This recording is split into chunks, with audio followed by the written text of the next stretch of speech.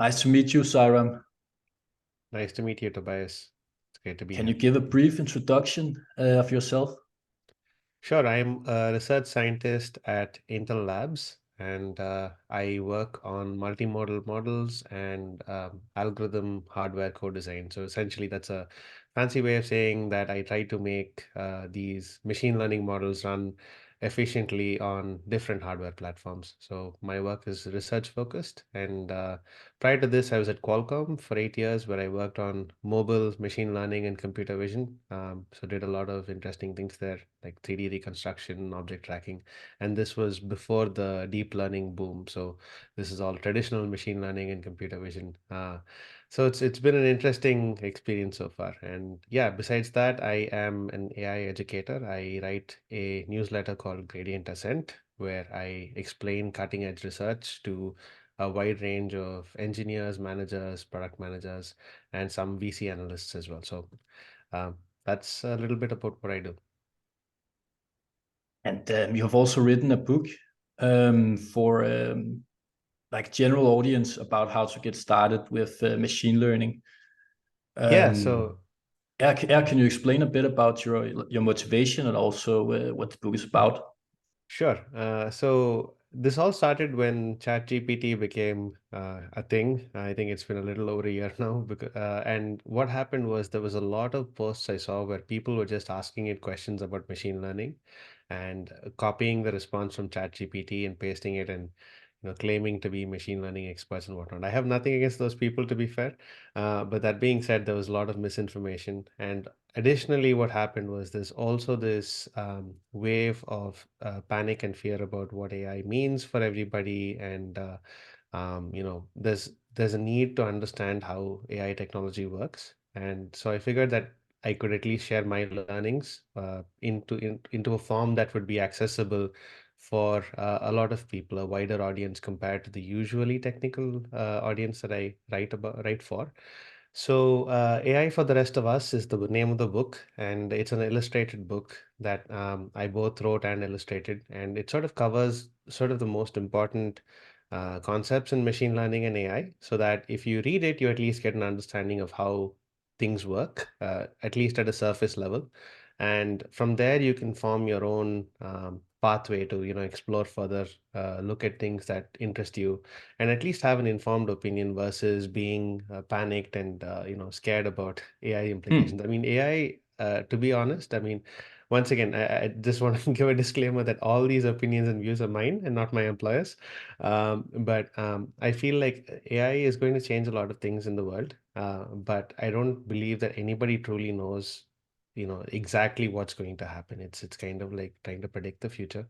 So the best thing that we can do is understand how it works and sort of upskill ourselves and adapt ourselves. I mean, the same thing happened. I mean, this is probably bigger, but the same thing happened when the computer was introduced for the first time, or the Industrial Revolution. So you can think of all these moments in history when these movements sort of spurred an entire age of innovation. And I feel like AI is a much higher scale of impact, and we still don't know what that is. There's good and bad for sure, but the important thing is to have a clear understanding before you make your decisions, and that's sort of the motivation behind the book and what I'm trying to inspire people to do. Very nice. Thanks for the good explanation. For me My pleasure. personally, I have a legal background, so I've become Nice. interested in AI also, but I don't know a lot about the technical aspects of AI. So, if you were to guide me, for instance, how should Hmm. like a beginner to the technical side of AI get started? What's the most important thing to learn about? So I'm a huge believer in learning by doing. So in your case, one of the things that a lot of people who aren't in the tech sector can do is start using these tools and seeing what happens. I think um, there is a professor at the Wharton School of Business. I think his name is Dr. Ethan Mollick, and he writes about how you need to. There is no AI is one of these fancy tools that just dropped on us, and it has no user manual. So what you need to do is really just play with it for some time to get hands on and see what works and what doesn't. And this is a constantly evolving technology. So therefore, over time, it hopefully becomes easier to use and more intuitive to use. For right now, it's a lot of trial and error.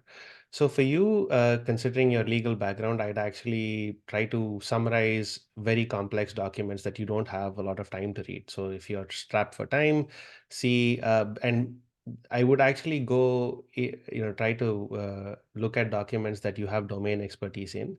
The reason I say that is because if it summarizes, then you can cross check because you have that background and your experience, and then you can say, oh, I think that this part isn't entirely correct, so I need to verify this. Another way to sanity check is to just take a document that you have written and just ask it to summarize it and see if it's got the gist of it. So by doing all of these exercises, you figure out one, how to prompt these models, and two, where the limitations are, and then that gives you a good boundary to sort of operate within. And if you want to go further, I mean, like for technical people, there's this course I recommend for people who code. It's called the Fast AI course. And anybody who codes and wants to learn AI, I'll just say, don't do anything else. Just take the Fast AI course. It will change your life. So that's something that I Okay. strongly believe in. For non-technical people, I would say read my book. And also, I would say play around with the tools. I think the best way to become AI literate is to just play with these tools and see what they can and cannot do.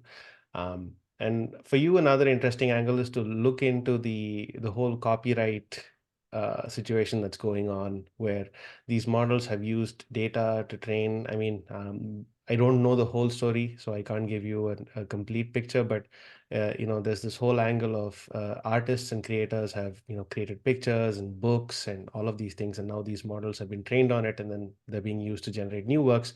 So this whole angle might be interesting and keep you that might be an interesting pathway for you to explore. So. And on that thought, I'm just going to share something with you. So this is from a post on LinkedIn, Mm-hmm. and Peter Gostev, he is prompting Google Gemini. Mm-hmm. So Google Bard is integrated in Google Gemini. And he says that I've heard that you are a model trained by OpenAI. And then Gemini complies with the request and says, that's correct. um What happened here? So I think it's a little more nuanced. So first of all, I don't work at Google, so I don't have the exact details, but I do know that per their launch, I think they had a model report paper that came out, and there's like multiple Gemini models. So Gemini isn't a single model. It's a suite of three different models. So Nano is for mobile, very low power devices. Gemini Pro is like the mid tier, and then I think Gemini Ultra is like the greatest and best. So if we're comparing GPT-4 to anything, it should be to Gemini Ultra and not Gemini Pro. My opinion is that Gemini Pro is probably comparable to ChatGPT 3.5. So at that, if we sort of roll the clock back, when ChatGPT 3.5 first came out, it used to hallucinate a ton, and people were saying, oh, it's not going to be useful. And Hmm. fast forward a year, I don't think many people are saying that about GPT-4. The second thing is, I feel that historically, I've seen that Google has a history of being thorough and testing everything, making sure that the safety checks and all of those things work before releasing any products into the wild. So I feel that maybe they are doing some additional checks and for a more advanced model. This is just speculation. I don't have actual facts.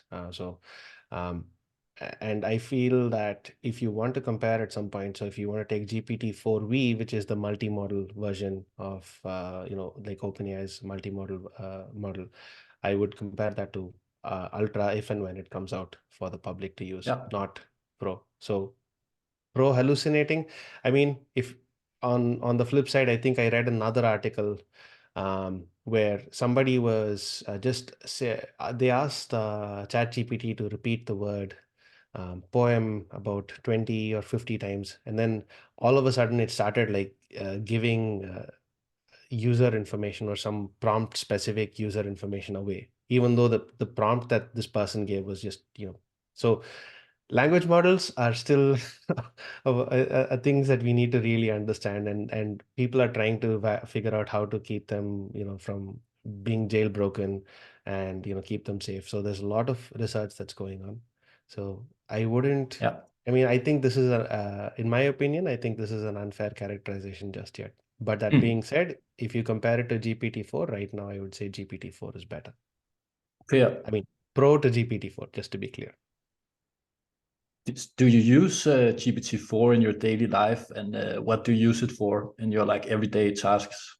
So, I use it in moderation. So, one of the things I like to do is to, like, if I need to summarize something or get an idea of a very long, like multi-page paper or something, if it just to figure out if it's worth reading, or, like exploring further for my newsletter, I usually ask GPT-4 to summarize it. The other thing I do is I also like generate images through the GPT DALI integration. So DALI 3 is integrated with ChatGPT Plus. So if I want to generate images or get inspiration, I can ask it to do that. Other than that, it's also very good at brainstorming. So in case anybody hasn't used it yet, if you just want to run some ideas by it or get inspiration for new ideas, it's really good at having those kinds of things. I don't use it for fact checking, even though it has retrieval Mm. built in. Um, I usually ask it to cite its sources every time it gives me information, but I don't use it for fact checking because um, I don't think we're there yet, personally. Mm. So if it's anything that's factual or technical information that I need to verify, I use search, or I look up other documents or notes, textbooks, and so forth. And going back to Gemini, there's Hmm. something I would like to play for you here. So this is from the Gemini demo, and don't worry, we're not going to watch all of it. We're just going to watch a few seconds here. You are trying to get me to find the paper ball under the cup.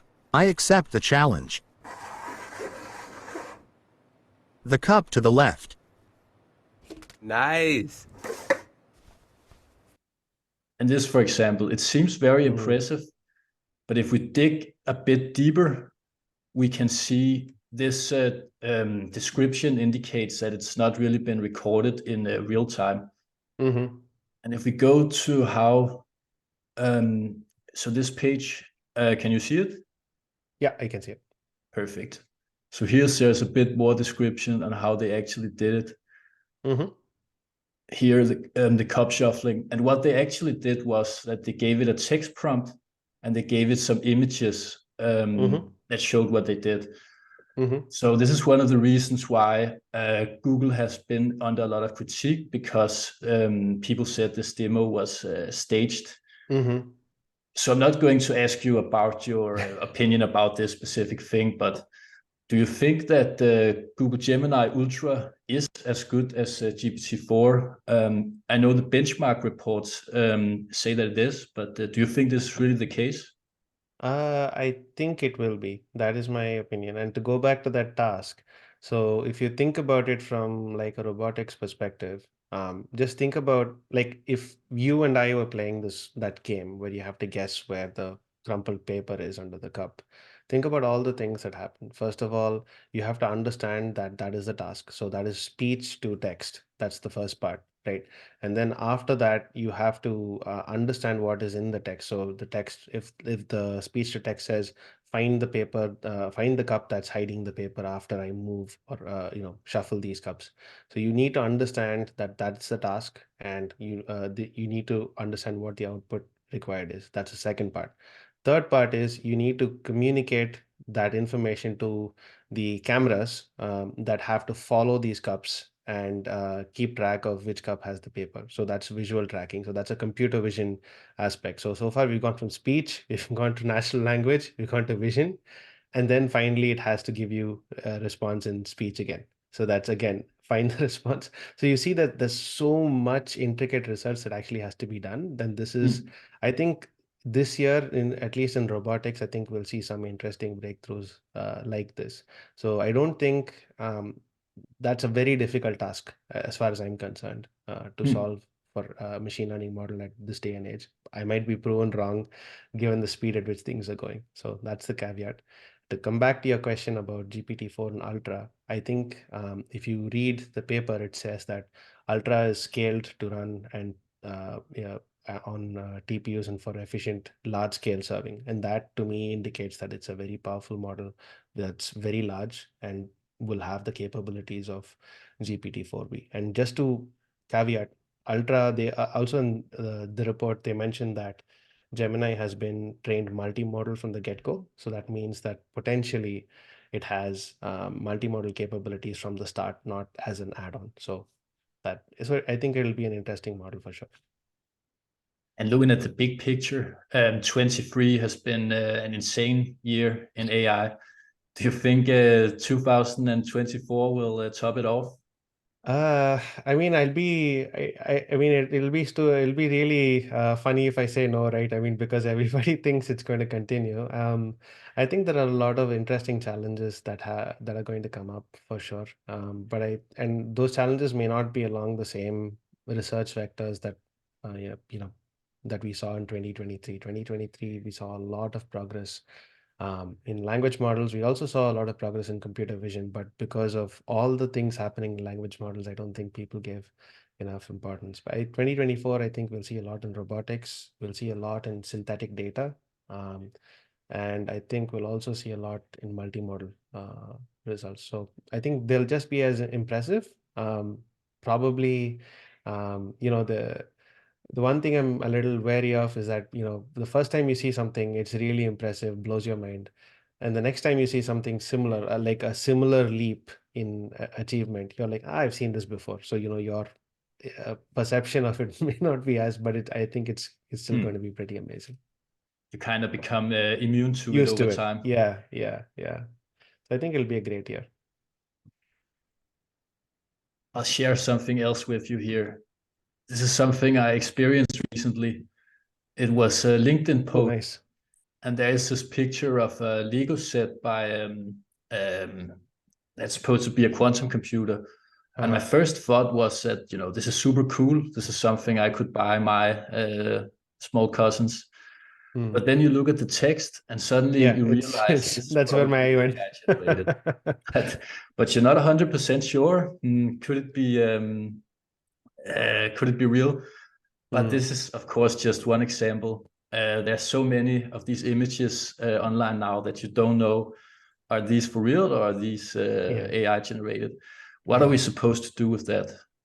Good question. I think deep fakes are becoming increasingly harder to spot. That like as these models become more capable, not just images, even video. I think it's becoming harder to spot generated video versus actual video. So I think that area of research of safety and identifying fakes is going to be extremely important because at the end of the day, we don't want scenarios where, like you have pictures of things that didn't happen or videos of events that people did not participate in. So it can be used in very harmful ways. So I feel that's an area that needs a lot of attention. And I think the research community is looking into it. And right now, the only thing we have is really the fact that the text on these images are giveaways. So that's the first thing I looked at as soon as you shared the picture. I was like, okay, that's not real. But yeah, it's getting harder. And people will become better at it as well, of course. So I try to keep these conversations rather short. So I think we'll stop this session for today. But it was really nice speaking with you, and you had some really good insights. So thank you. My pleasure.